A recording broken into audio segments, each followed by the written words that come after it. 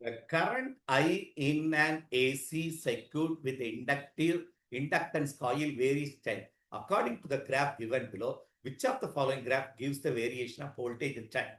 நல்லா கவனிக்கணும். இதுக்கு முன்னால இதே மாதிரி ஒரு சம் பார்த்திருக்கோம்.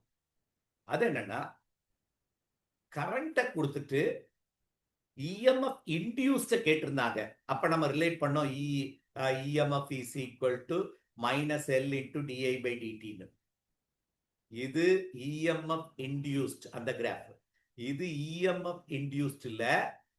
EMF போறப்போ கரண்ட் என்ன ஆகும்? இண்டக்டன்ஸ் சர்க்யூட்ல நம்ம படிச்சிருக்கோம். இன் EMF circuit voltage voltage EMF voltage is ahead of current by pi by 2.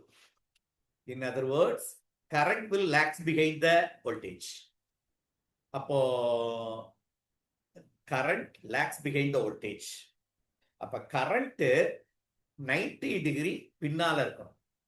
இந்த இடத்துல current 0வா இருக்கு இந்த ஸ்டெடி படி. அப்போ அங்க என்னவா இருந்திருக்கணும்? மேக்ஸிமம் இருந்திருக்கணும். கிளியரா இருக்கியான்னு பாரு. ஏன்னா 2 கேடலுக்கு வோல்ட் பை பை 2 ஆச்சே. அப்போ இதுல எது மேக்சிமம்? இதுதான் மேக்சிமம். அடுத்தது கரண்ட் இன்க்ரீஸ் ஆகுது, அதான் 90 டிகிரி ஆச்சே, இது டிகிரிஸ் ஆகுது. அதுக்கு பிறகு கரண்ட் டிகிரிஸ் ஆகுது, இது ஆப்போசிட்ல இப்படி போய் இப்படி வரும். Anyway A is the correct answer. It has a phase difference.